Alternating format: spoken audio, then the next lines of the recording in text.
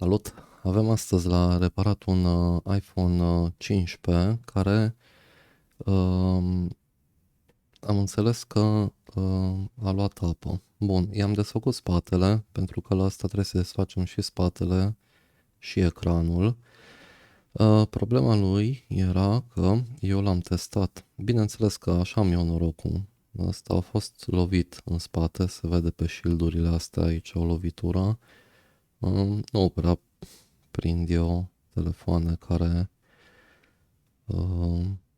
nu au fost atinse. Aici lipsesc shieldurile, da, de la ecran, de la mufa de la ecran și de la mufa de la flexul frontal.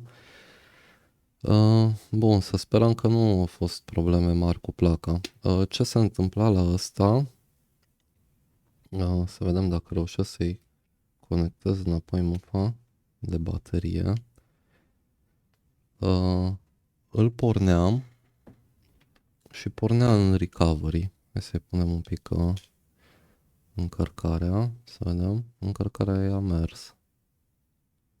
Da, acum zice că nu are baterie. Lăsăm un pic. Bun, acum ar trebui să portească. Așa, și îmi pornea ecranul, mi-apărea ecranul de recovery mode. Da? Vedeți? Restore. I-am dat un soft, i-am făcut un soft să-și păstreze datele, a mers corect până la capăt softul și când a repornit a ajuns iarăși în ecranul de recovery, ceea ce îmi spune că e o problemă cu butonul de power. Practic el, dacă butonul de power e în scurt, ca și cum l-am ține apăsat tot timpul, el va intra tot timpul în recovery, în restore. Bun, o să îi desfac bateria din nou și haideți să îi deconectăm mufa de la buton, să vedem dacă problema, acum nu se vede apă, nu este nimic vizibil cu ochiul liber, cum că ar fi o problemă de water damage, dar îi voi desface mufa asta, da? Deci pe mufa asta avem și butonul de power și voi încerca din nou să pornesc telefonul.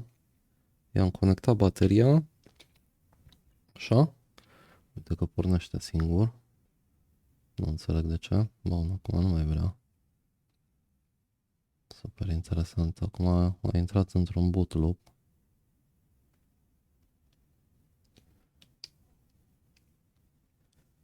Asta este chiar curios. I-am deconectat bateria, am mai conectat o dată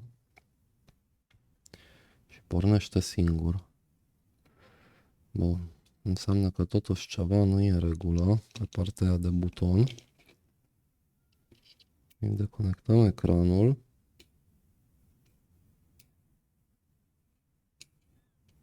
Shieldurile astea sunt lipsă, deci ceva Dorel am mai șterit pe el, clar. Ori a fost recarosat, ori doar spatele și ecranul, deci clar a fost lovit aici. Bun, hai să ne mutăm sub microscop să vedem ce vedem acolo. Așa, și am ajuns sub microscop. Nu îmi place deloc ce văd. Problema este că astea au fost toate încălzite.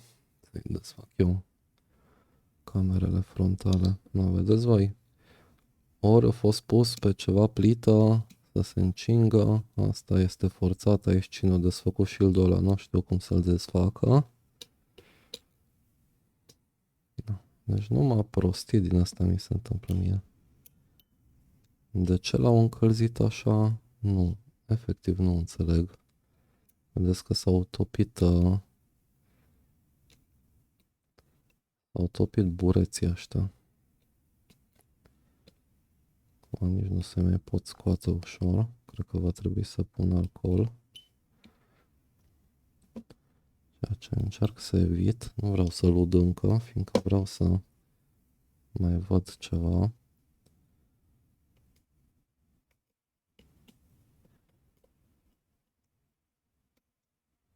Da, se vede și la camere. Am vrut să zic înainte să-l desfacă cineva și a pus mâinile și pe camere. Se vede clar aici. A fost, și-a pus mâna și apoi a fost șters. Da, dar 15-urile simple, deci 14 simplu, 15 simplu sunt reparații mai scumpe ca și la 16 ori pentru că au un modelul ăsta de placă întoarsă, iar eu cer mai mult la Manopera, cam cu 50% mai mult față de 14 Pro, 14 Pro Max, 13 Pro, 13 Pro Max, 15 Pro, 15 Pro Max. Bun, nu văd, sau văd, se vede aici ceva, cum că ar fi ceva water damage, nu se vede nimica.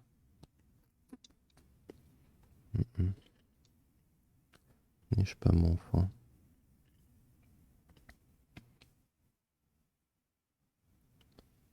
Bun, foarte nașpa. Haideți să măsurăm un pic, pornim multimetru. Să trecem așa la viziunea asta. Da, și avem aici boot queue. Asta este boot key. Da, ar trebui să avem un V8 aici și e 0.822. Așa, hai să punem și telefonul așa cumva. Să-l vedem, pornim multimetru în diode mode. Și să vedem ce se întâmplă pe pinul acela. Totuși e posibil să nu fie o problemă din placă. 0838, da? Deci valoarea este bună. Bun, hai să vedem ce se întâmplă dacă îi punem alimentarea din sursă. Să pornim sursa, să o conectăm și pe aia să o vedeți pe ecran. Da? Deci vedeți acolo sus la PS1, în partea aia. În colțul din dreapta sus 12, 15, 15 plus. Ia să vedem. Cred că asta e mufa corectă. Da? Și telefonul pare să buteze singur în momentul în care e alimentat. Vedeți? Pornește, pică, pornește, pică.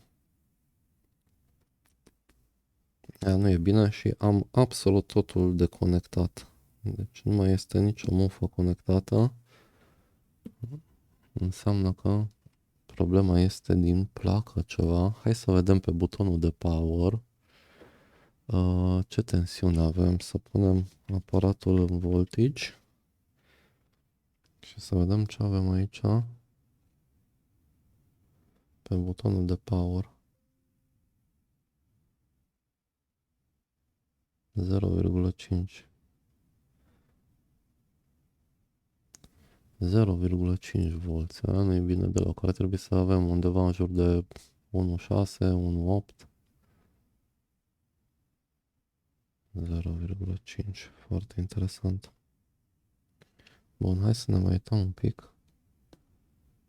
Deci, sincer, nu cred că a fost nicio apă la asta. Eu cred că a fost lovit. Da, deci este absolut totul deconectat.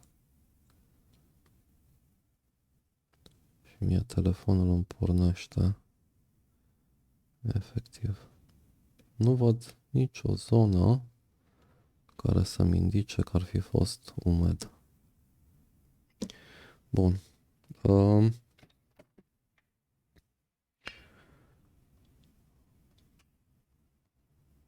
Am oprit sursa. Cred că revenim aici și scoatem să scoatem placa.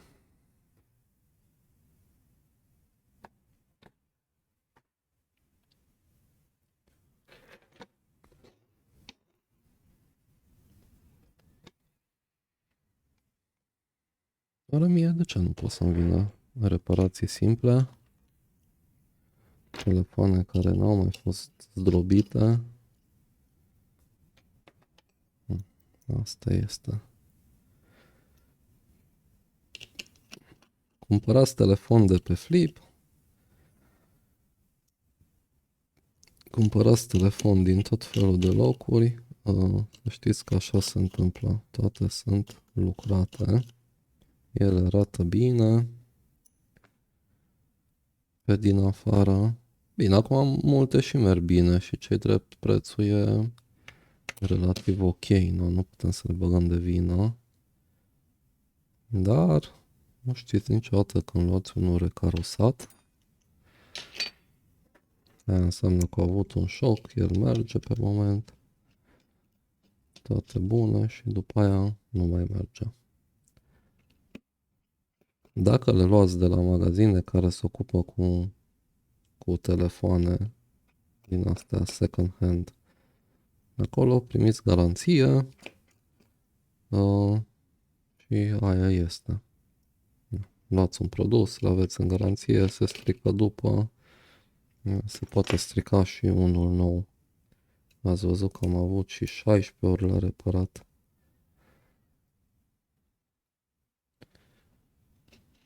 Bun.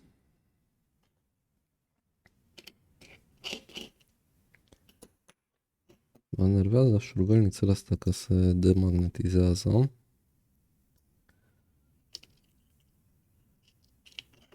Așa, am scos placa. Da, și asta a fost desfăcută. Doamne, doamne. Bun, hai să revenim la microscop.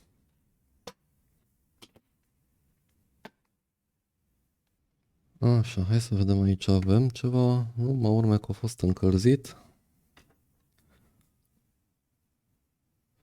Care efectiv nu înțeleg de ce l-ar încălzi. Doar poate că dacă a fost cu apă, s-au gândit că îl încălzesc și se mai uscă. Dar nu văd urme de apă. Nu se vede efectiv nicio urmă. Se văd doar urme de încălzire. Bun, acum nu știm ce este între plăci. Trebuie să desfac toate pedurile astea. Nu am ce face. Dacă îl punem pe plită, aia este. Să vedem dacă există apă înăuntru, între plăci. Poate că este. Poate că de acolo e problema. Dar când pornește așa singur și eu nu am un scurt pe buton de power, aia este chiar mega interesant. Este evident că problema nu este din carcasă, pentru că mie îmi pornește asta fără să am absolut nimic conectat. O să vedeți că mai legăm o dată mufa.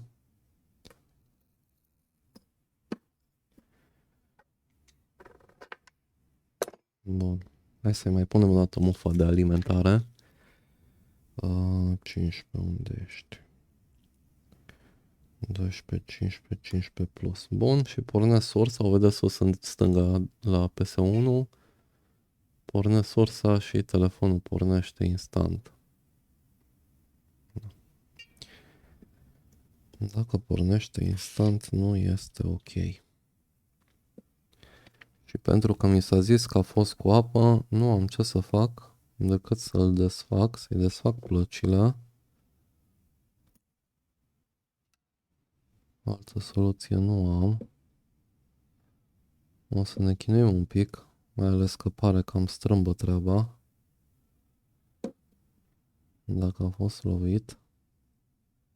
Da, vedeți aici, se vede lovitura. Aici, aici. Deci lovit din spate. Aici nu știu de ce au făcut. Cine ce-a umblat.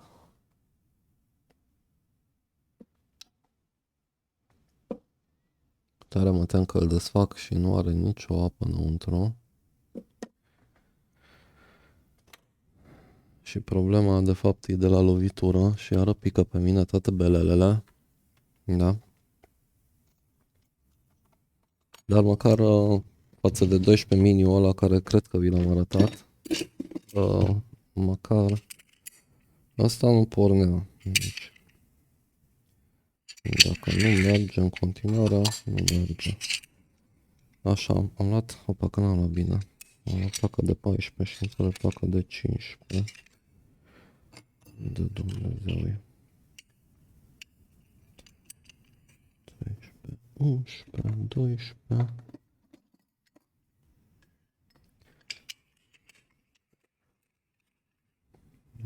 Bun, dacă așa că nu găsesc placa mea de 15. Fie ar să fie. Ce Dumnezeu se întâmplă aici? Bun, mai uitat 12. Asta e placa goală. 11, 13, 16. Și 15, unde Dumnezeu e? Asta e 14. Extraordinar. Pun pe pauză până îmi găsesc placa. Bun, am găsit și placa, Doamne ajută că a ajuns în partea cealaltă a sertarului. Așa, hai să punem noi 15-lea. Bine așa. Bun. Am uitat aici să luăm o chestie care trebuie musai să o luăm, că altfel se va topi. Așa. Bun, cred că e ok tot acum.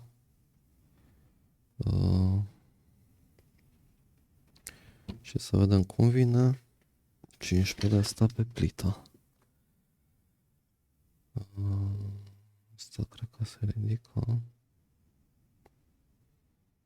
Așa cumva.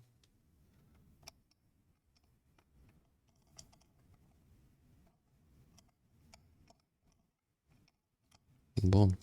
Așa vine. Voi vedeți ceva? Nu prea se vede.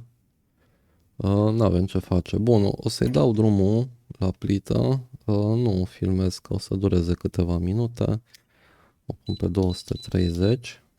Asta folosesc un iRepair MS1.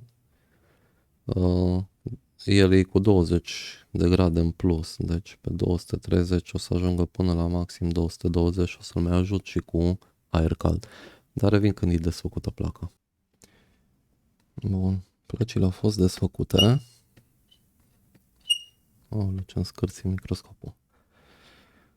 Bineînțeles că nu este absolut nicio fărâmă de apă, de lichid, între plăci. Nu se vede nimica. Absolut nimica. Bun. Înainte să facem orice diagnoză, mie îmi place să curăț plăcile. Schimbăm cositorul. Curățim acest pasta asta termică.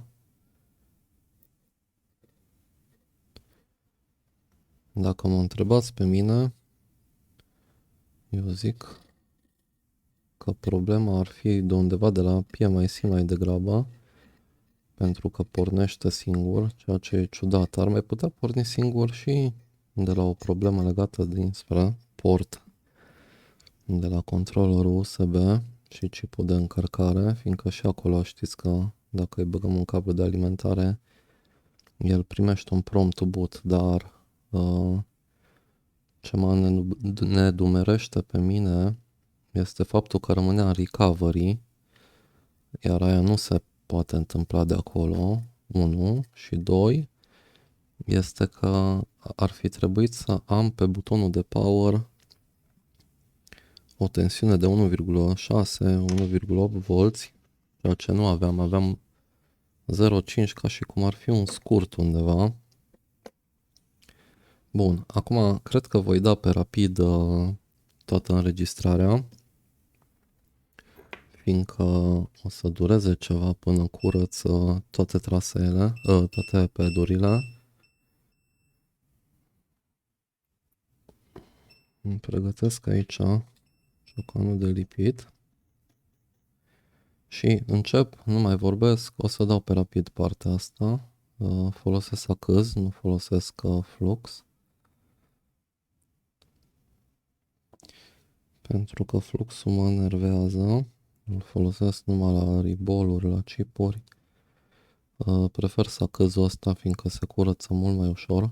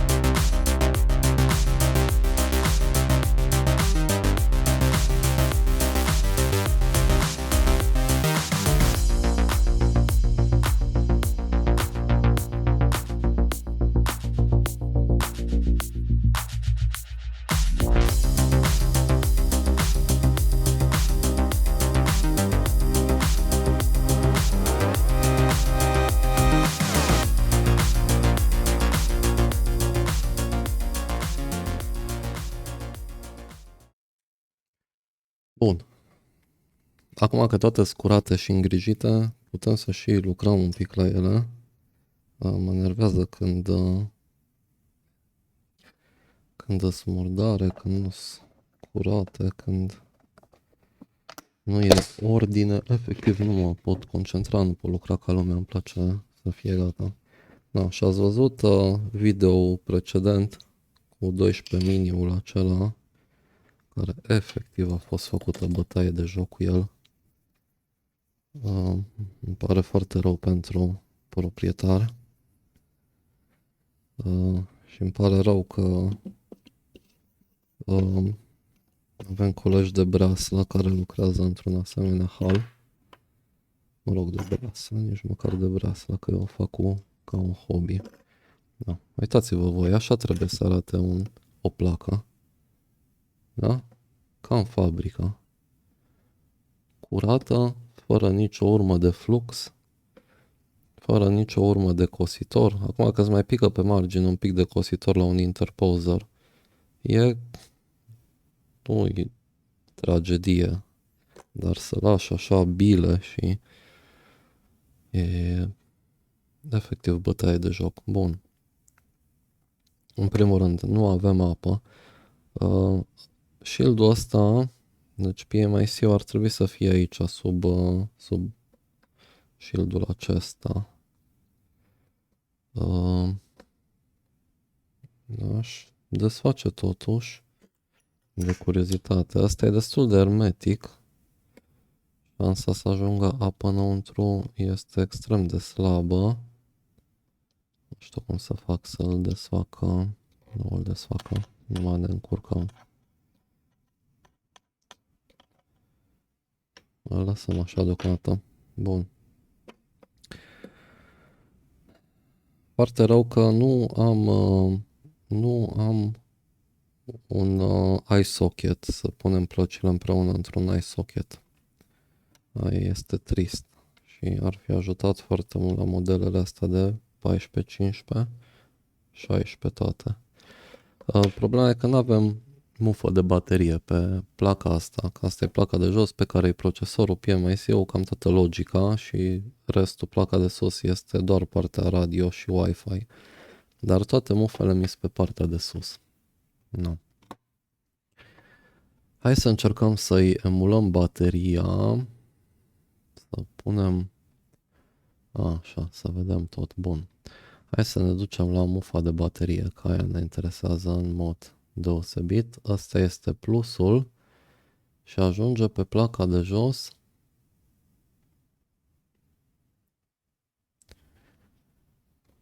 Pe placa de jos avem padurile astea. Da? Trebuie să o rotim așa să fie corectă treaba.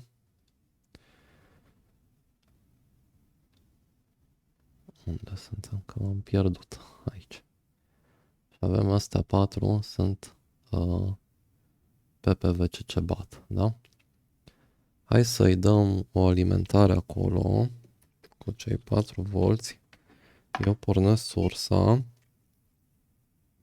Așa. Legăm o masă de la sursă de o ureche din asta de la telefon. Bun. Și plusul îl voi lega efectiv de o pensetă. Bun, voi vedeți acolo sus toată treaba. Așa. Și eu vin cu penseta și voi pune aici. Da? Și observăm că nu se întâmplă absolut nimica. Nu mai pornește singur cum pornea. Bun, aia e interesant. Hai să întoarcem placa și să vedem acum ce tensiune avem pe mufa pe butonul de power. Da? Voi lega, sursa e încă pornită. Încerc cumva, numai un pic să prind aici cum crește.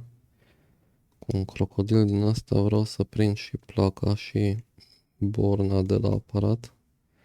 Dumnezeule sfinte că nu pot. Bun, dă-o naibii că o țin în mână. Așa. Să vedem pe partea asta altă unde vine bateria. Bateria vine aici.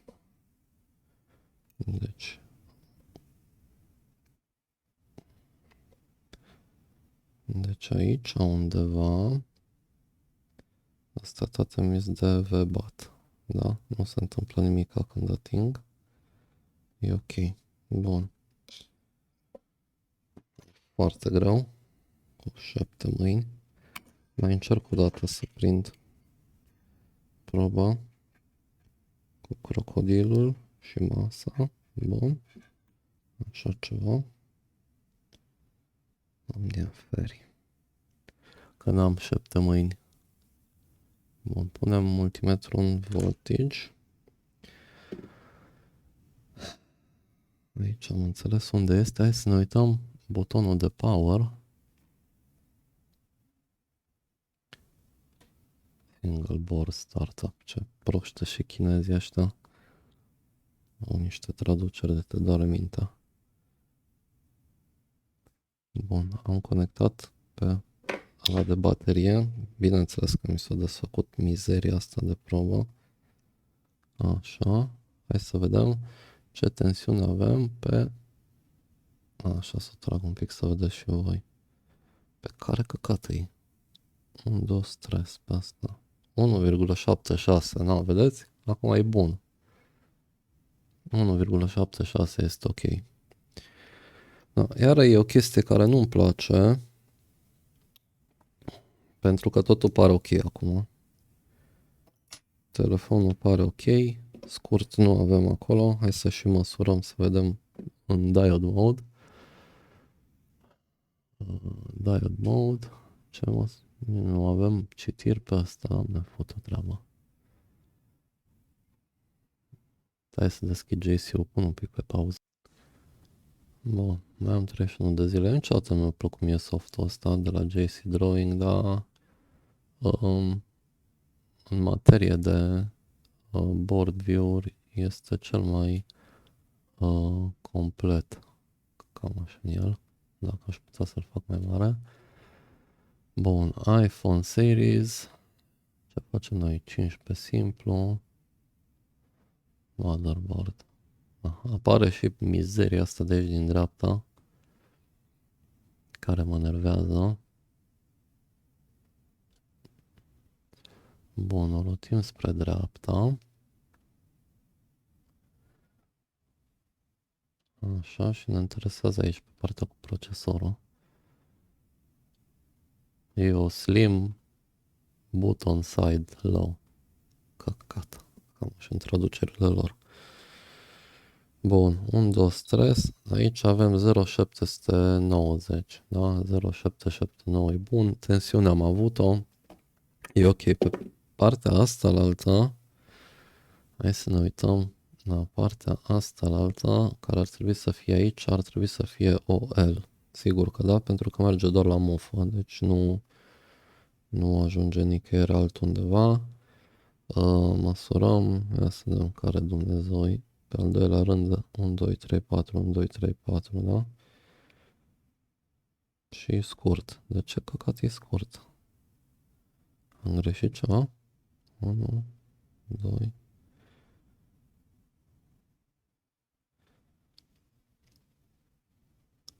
Da, corect. Deci asta e cercul. Bun. 1, 2, deci al treilea. Da, și este OL cum ar trebui. Și dacă mergem pe buton, la fel, cu un de ăsta pe masă, îi OL. Open. Bun. Da. De aici, mai departe, sub spărtura asta, nu știm ce este. Culmea că e și sub baseband, mă, și mir că mai avea baseband. Bun, nu mai am ce să-i fac, fiindcă aparent totul este ok, așa că voi lua, vom începe să-i facem un ribol la placă. Găsim, folosesc de la AMAOE pentru 15 și 16. Bun, hai să găsim, să vedem aici că e mai complicată treaba. Asta e de 14, 15, 16, asta e 16, nu ne trebuie 16.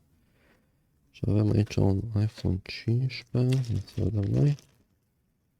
Ne trebuie iPhone 15, 15 Plus. My God, ce tare magnetul ăsta. Așa, și hai să vedem cum potrivim noi interpozerul aici. Nu intră bine. Așa, acum parcă e ok. Și punem stencilul peste. Bun, hai să vedem ce potrivim aici.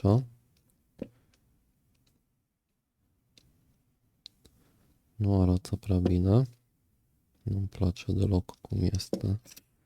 Să vedem de ce.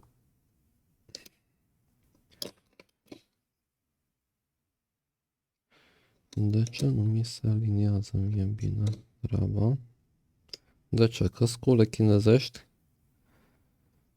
Cam așa în ele. Ia să vedem acum. Bun, acum e cât de cât mai ok. Îmi place aici că e un pic murdar stencilul. Îl curăț puțin cu alcool.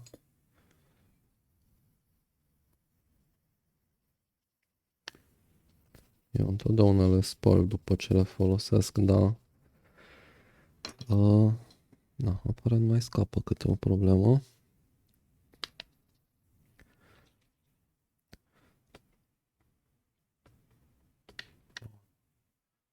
Reușim cumva să focalizăm naibii și camera asta de microscop. Cred că așa e ok. Da, bine, să mai vedem o dată.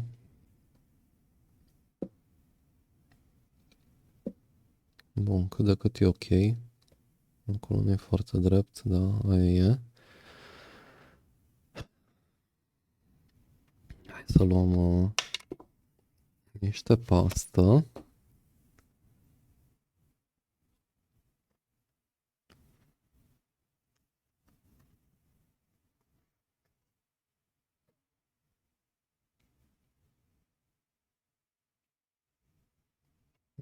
Prea mult am luat. Se termină și pasta asta, trebuie să mai comand și nu știu cum să facă. O comand din China și vine foarte greu. Bun, așa. Încerc să o usc un pic, dar nu foarte tare. Dacă o uscăm prea tare, după aia e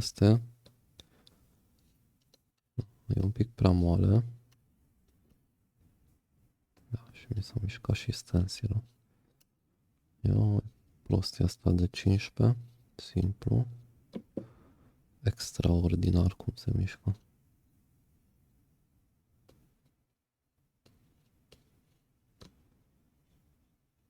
Bă, nu-i bai că și așa e el destul de moale. Pasta. Pasta, nu el.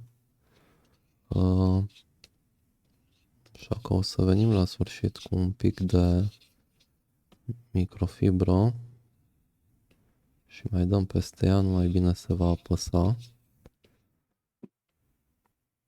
Și aici s-a mișcat complet. Total aiurea.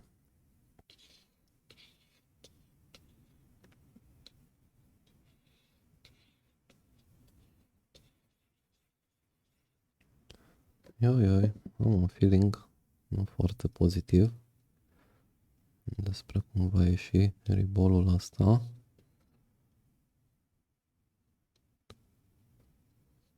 Sper să nu trebuiască să reconstruim manual ceva sau să o ștergem, să o luăm de la capăt. Bun, las așa deocamdată și vin cu un pic de cârpă. Nu știu cum căcat să țin asta. Bun, cu cârpă efectiv șterg și apăs pe el. S-o și ridica de aici. Uite, e de căcat.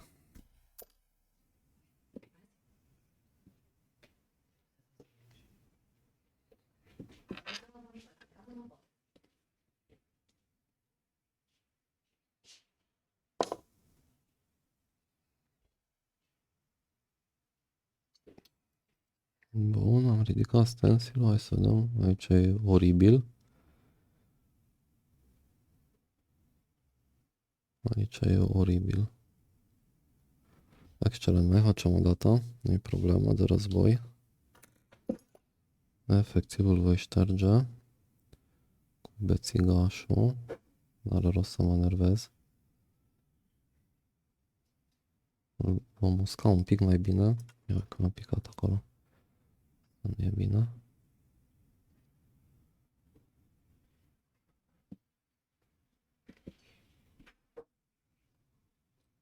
Mai este ceva pastă mai veche acolo. Bun. Unde aveam bețiga?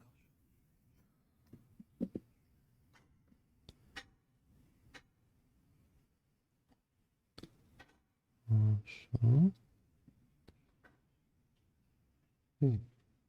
Iar l-am învârtit prea tare.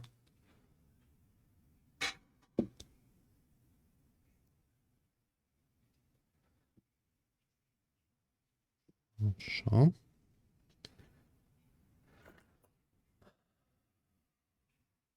Chestia asta nu mi se prea întâmplă mie. Cred că o singură dată am mai șters așa o placă, că nu mi-a plăcut cum iasă.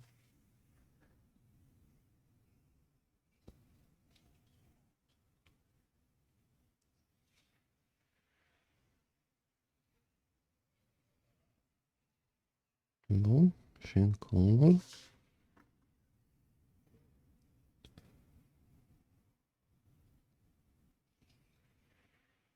Așa.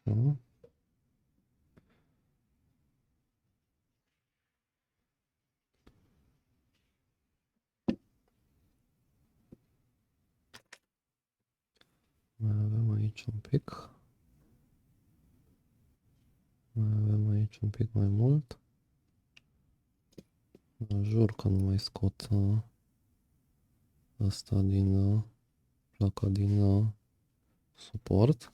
Așa. Acum cu un pic de alcool.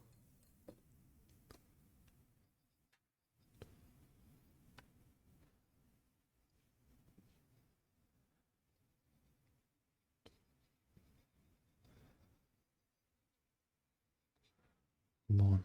L-am șters cât de cât ok. Așa, hai să mai punem o dată. Ia, asta mi-a rămas murdară. Asta nu e bine.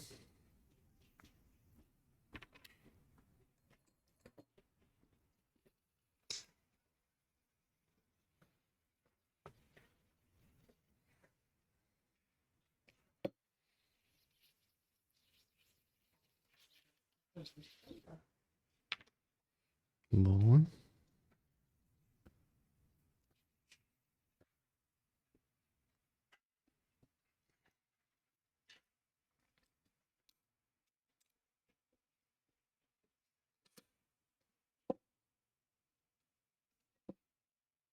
Așa. Bun, hai să mai uscăm un pic pasta asta, că a fost efectiv prea udă. Bun, am mai uscat un pic de hârtie. Da, acum o să rămână prea uscată, să vedeți voi. Belea mai mare. Cam uscată, da.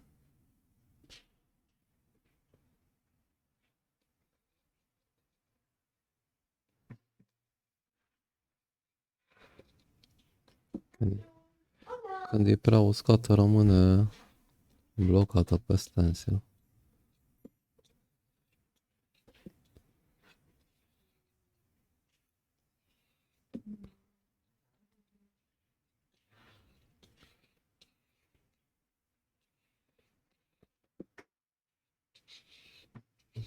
Evident, e un pic prea uscat acum pentru gusturile mele. Da, vom vedea ce e asta. Ați văzut, dacă curge, se unesc. Dacă e prea uscată, e porcărie că se ridică stencilul.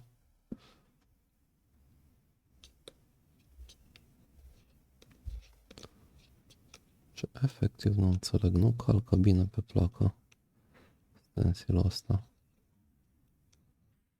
E curios că la 16 nu am prea avut probleme. Am fost chiar mulțumit de el.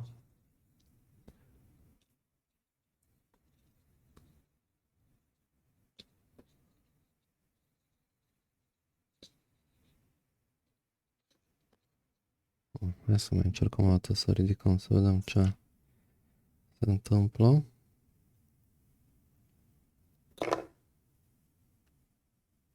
Vedeți că rămâne destul de multă pastă pe stencil în loc să se ridice. Bun, vedem cum arată acum.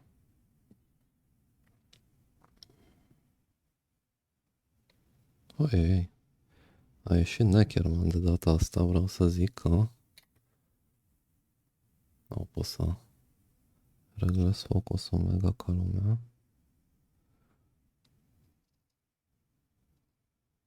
Da, e bun, uitați-vă voi, efectiv toate biluțele sunt la locul lor.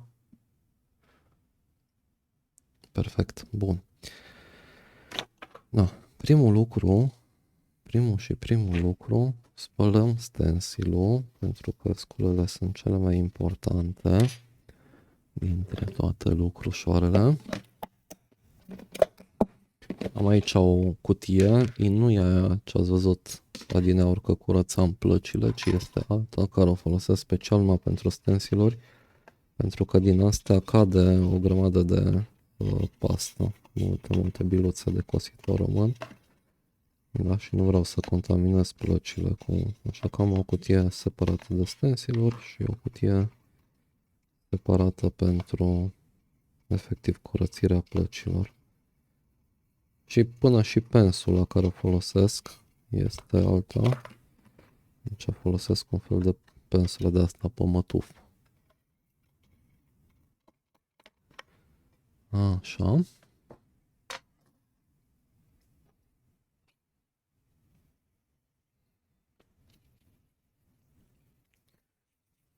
Bun, stencilul este curat.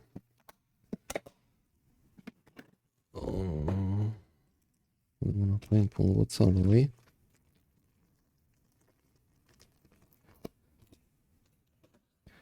Așa, le aranjăm noi după aceea. Mai târziu, scoatem placa. o punem pe o hârtie aici sub microscop. Folosesc hârtie fiindcă pedul de pe masa microscopului absorbe foarte tare căldura și atunci mă folosesc de o hârtie care e ca un fel de tampon de căldură. Mai iasă acum a plecat din asta. E un pic greu de apucat când am de ce să o prind și nu vreau să ajung cu mâna pe pedurile care au cositorul pe ele, pe asta. Bun, așa. O putem lăsa deoparte și asta. Bun, și dăm la asta cu aer cald, 350. Hai să facem niște bile.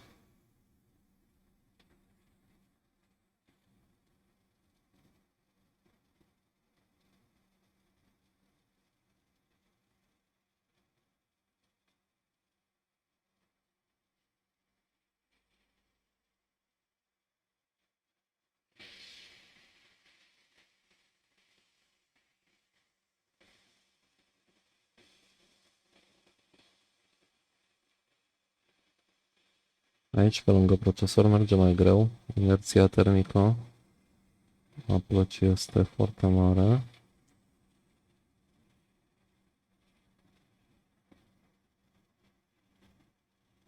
Deci în partea asta iarăși avem multă masă.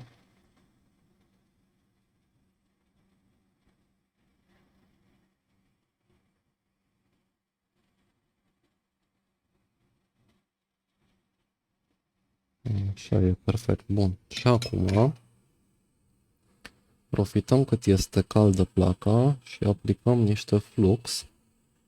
Pentru că avem nevoie de flux ca să lipim plăcile.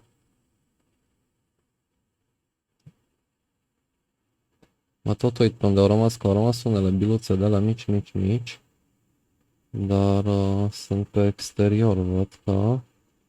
Și atunci le vom șterge la sfârșit după ce facem ribolul.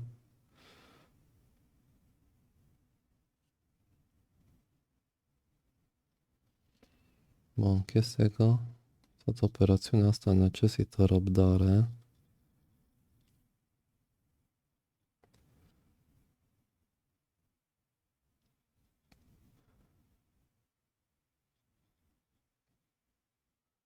Efectiv. Bun. Voi curăța din biluțele astea ce au rămas pe margine, cum am șters eu ca prostul. Bun, cred că sunt ok. Mai rămas aici. Una. Așa, și acum putem veni cum îi zice, cu plită. Așa, și încercăm să facem un ribol strașnic. Sper să ne iasă. Să vedem dacă o putem alinia în vreun fel asta. Acum e cel mai simplu de aliniat, fiindcă nu are bile decât pe o parte, deci numai pe interposer, placa nu are biluțe. Și atunci o putem pune cum vrem. Dacă desfacem plăcile și le lipim iarăși, când avem bile și pe o parte și pe alta, atunci este teribil de nasol de aliniat. Ne uităm și în găurile astea, vedeți, să se alinieze gaura, e mai ușor așa.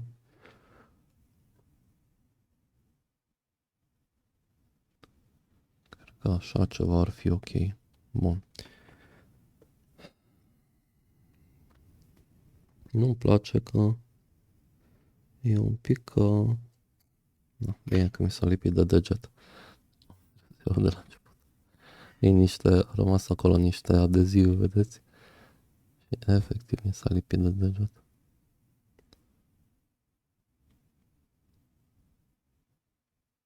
Placa asta e un pic strâmbă așa, un pic flexată în sus. Dar este și foarte subțire și ea când se încălzește se va modela pe interposer.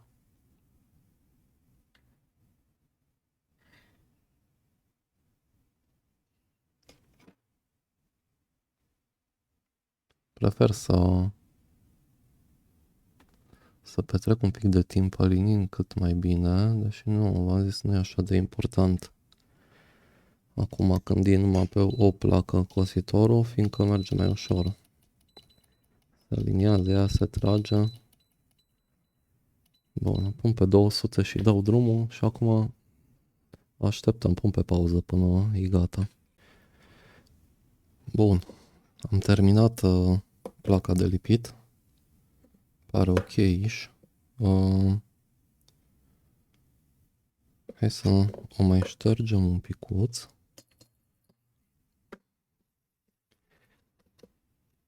Deși ați văzut că n-am folosit sacâz, n-am folosit flux. Deci flux n-are de unde să ajungă.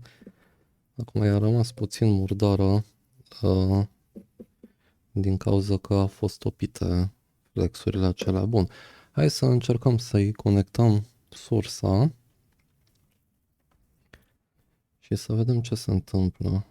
12, 15, 15 plus. Tare greu mi este. Găsesc așa, bun. Am conectat sursa, o vedeți acolo sus la PS1, da, în colț.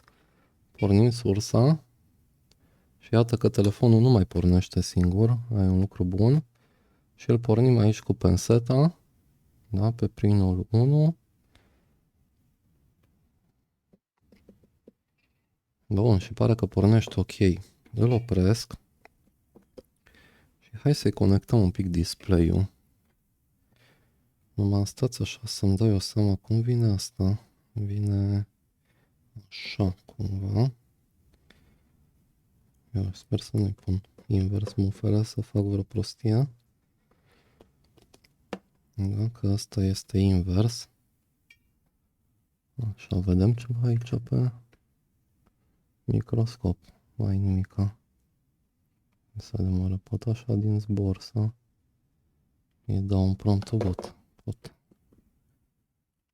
Ei, și avem Apple logo. Da, se vede aici. Sper să nu fie ceva față. Stai să acoperim să vedem ce apare.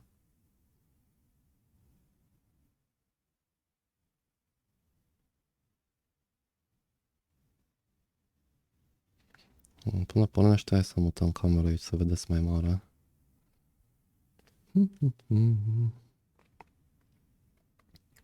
Da, am mai văzut la 15 ori, 14 ori chestia asta. N-am văzut chiar că pornește singur. Doar că am mai pomenit să fie probleme de a nu porni, de a avea un boot loop numai din cauza plăcii.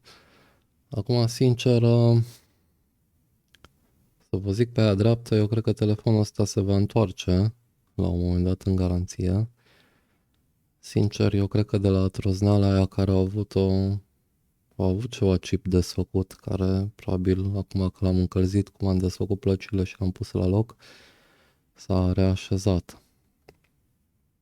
Nu, bine, ia foarte mult să but. Ai că și-au făcut soft. Na, bine. O să, nu știu, o să las așa, oare o să se restarteze?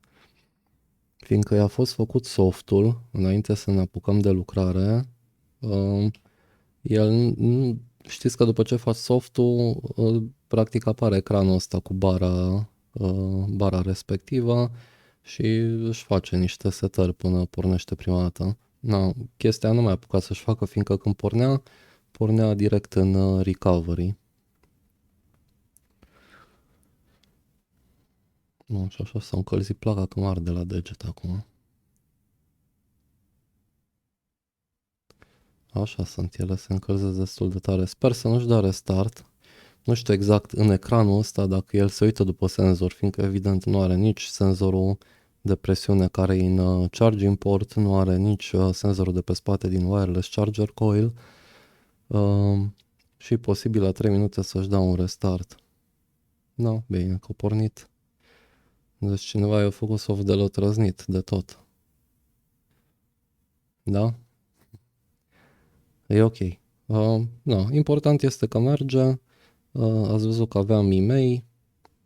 Hai să vedem de curiozitate dacă are și wireless. E-mail-ul am văzut.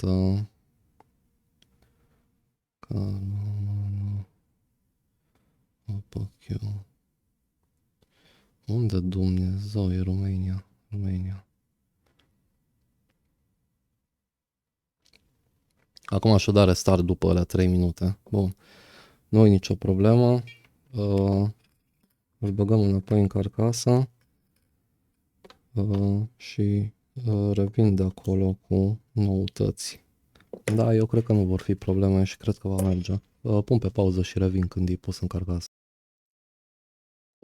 Sau facem așa. Am pus înapoi telefonul. Pare rău pentru doamna, sau sper că o doamna cu era telefonul roz, dar date nu mai are, cineva i-a rezolvat-o. Avem serial number, avem e-mail. Hai să vedem dacă avem Wi-Fi.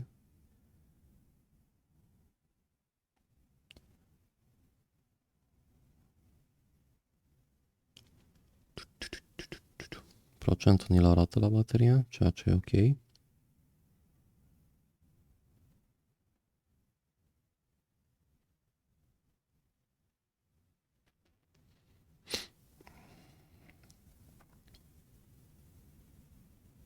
Da, avem și Wi-Fi-ul, să băgăm și o parolă.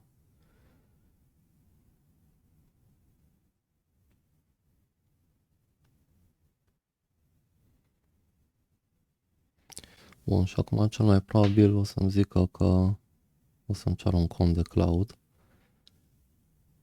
la activare.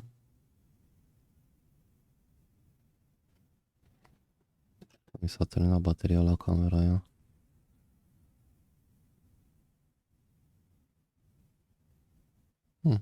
N-a cerut. Adult, setup later, don't use, don't transfer, setup later, don't use, agree. No, înseamnă că era și scos din cloud, aia e ok. Setup later, don't share, continue, welcome. Bun, toate bune. Ok, Face ID issue detected. Face ID-ul nu-i merge. Nu ne interesează. Camerele merg. Bun. Cam asta este. Deci Face ID-ul nu va merge. Poate că e schimbată camera, poate a fost rupt de la spărtură. Cine știe, și aici se vede carcasa cum e rupt aici. Vedeți voi? Se vede îndoitura efectiv. Vedeți că nu mai e drept aici. Da, important e că merge așa. Butonul de volum merge. Flashlight. Merge. Da. Toate merg. E-mail așa, avem. Toate bune. Bun. Asta a fost. Mersi că m-ați urmărit. O reparație destul de aiurea. Nu-mi plac deloc 15 orele, 14 orele și așa mai departe. În rest, toate bune. Ne vedem data viitoare. Salut!